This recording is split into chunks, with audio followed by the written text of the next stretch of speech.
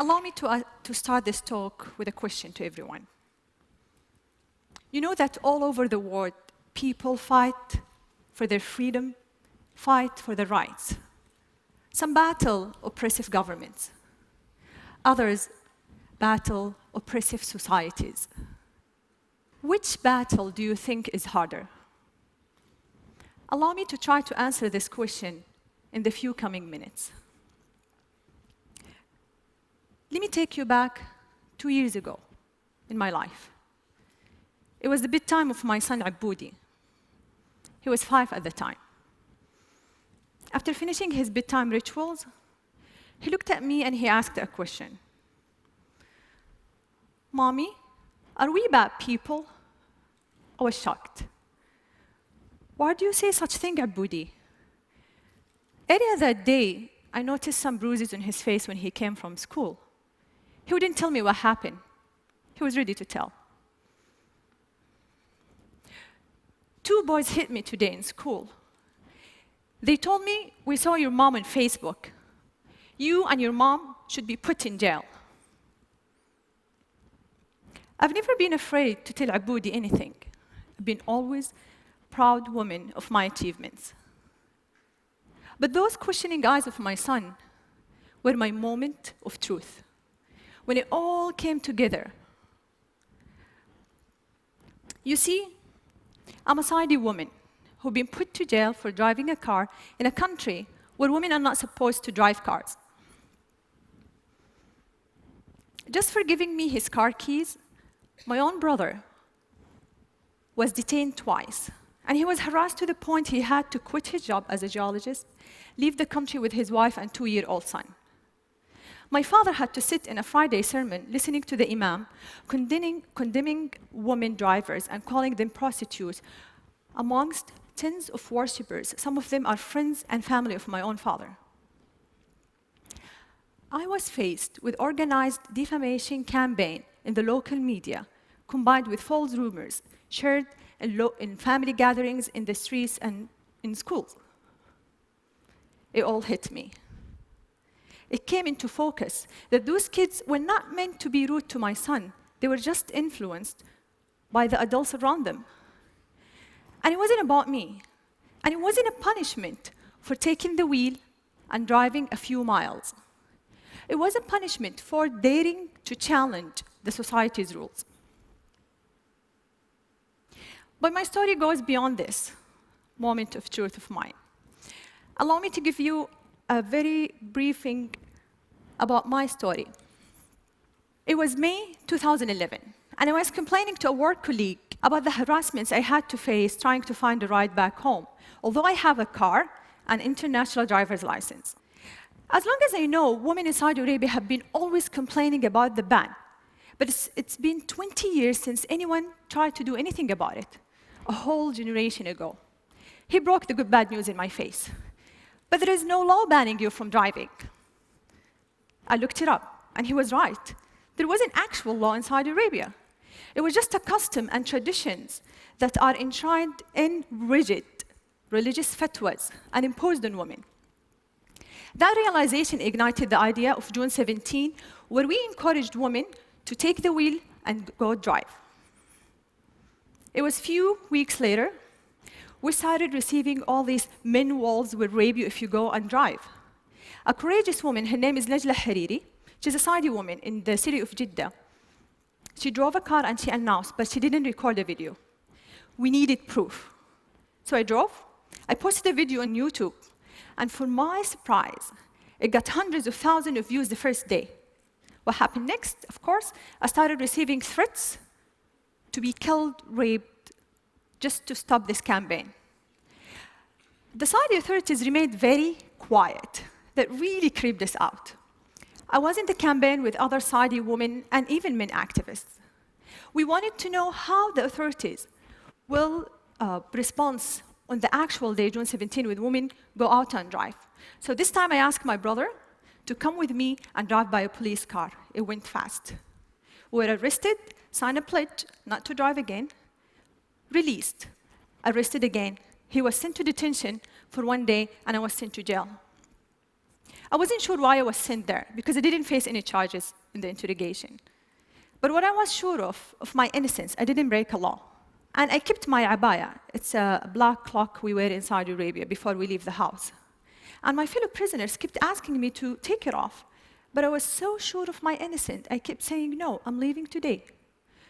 Outside the jail, the whole country went into a frenzy, some attacking me badly, and others supportive, and even collecting signatures in a petition to be sent to the king to release me. I was released after 9 days. June 17 comes. The streets were packed with police cars and religious police cars. But some 100 brave Saudi women broke the ban and drove that day. None were arrested. We broke the taboo.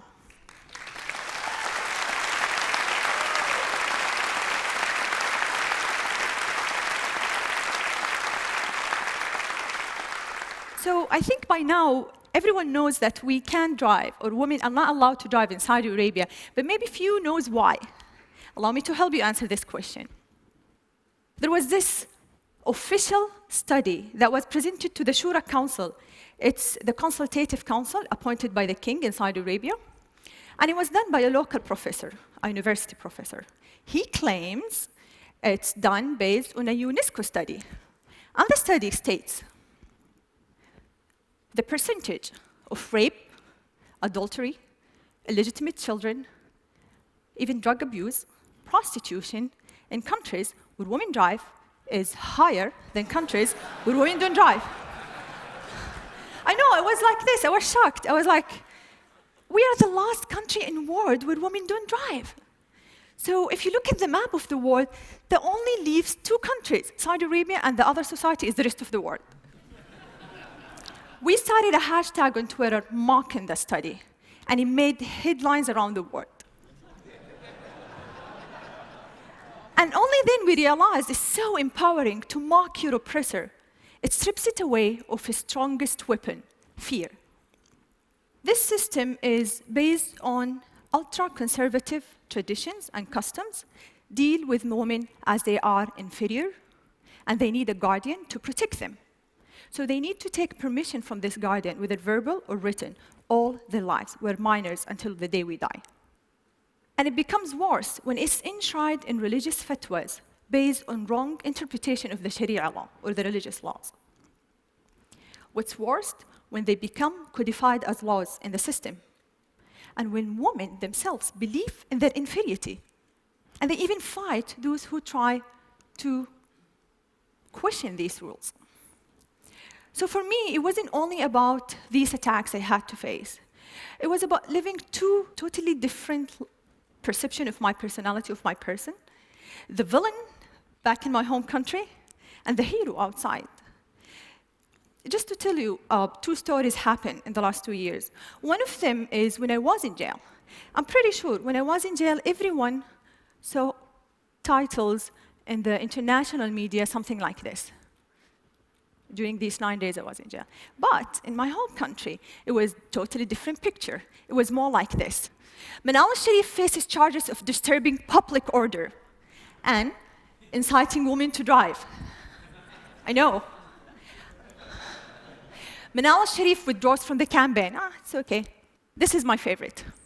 Manal al-Sharif breaks down and confesses foreign forces incited me. And it goes on, even trial and flogging me in public. So it's a totally different picture. I was asked last year to give a speech in Oslo Freedom Forum. I was surrounded by this love and support of people around me, and they looked at me as an inspiration. At the same time, I flew back to my home country. They hated that speech so much, the way they call it a betrayal to the Saudi country and the Saudi people, and they even started a hashtag called Oslo Traitor on Twitter. Some 10,000 tweets were written in that hashtag. While the opposite hashtag, Oslo Hero, there was like a handful of tweets written. They even started a poll.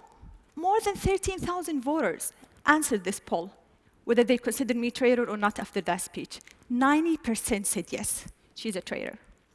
So it's these two totally different perceptions of my personality. For me, I'm a proud Saudi woman, and I do love my country. And because I love my country, I'm doing this. Because I believe a society will not be free if women of that society are not free.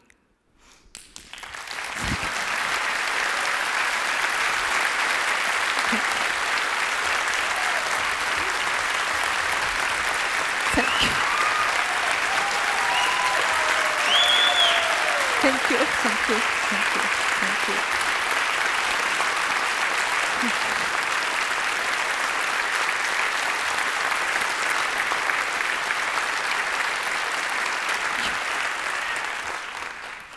Thank you. But you learn lessons from these things that happen to you. I learned to be always there. The first thing I got out of jail, of course, after I took a shower, I went online. I opened my Twitter account and my Facebook page. And I've been always very respectful to those people who are opening to me. I would listen to what they say. And I would never defend myself with words only. I would use actions. When they said I withdraw from the campaign, I filed the first lawsuit against the General Directorate of Traffic Police for not issuing me a driver's license. There are a lot of people also, very big supportive, like those 3,000 people who signed the petition to release me. We sent a petition to the Shura Council in favor of lifting the ban on Saudi women. And there were like 3,500 citizens believes in that, and they signed that petition. There are people like that. I just showed some sample who are amazing, who are believing in women's rights in Saudi Arabia and trying, and they're also facing a lot of hate because of speaking up and voicing their views.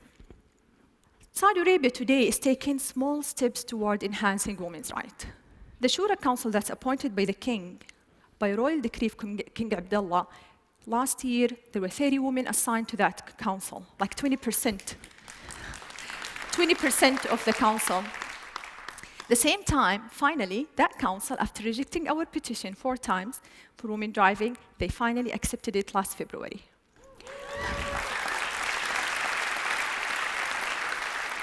After being sent to jail, or sentence lashing, or sent to a trial, the spokesperson of the traffic police said, we will only issue traffic violation for women drivers.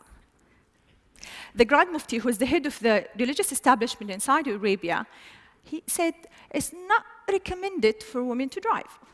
It used to be haram, forbidden by the previous Grand Mufti.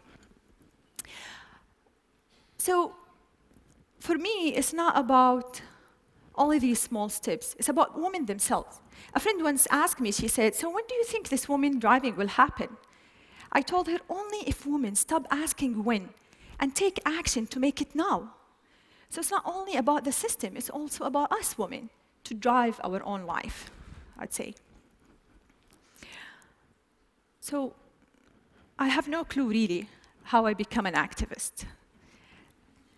And I don't know how I became one now.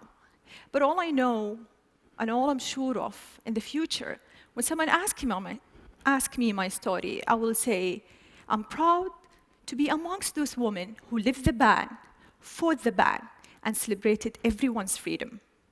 So, the question I started my talk with, who do you think is more difficult to face, oppressive governments or oppressive societies? I hope you find clues to answer that from my speech. Thank you, everyone.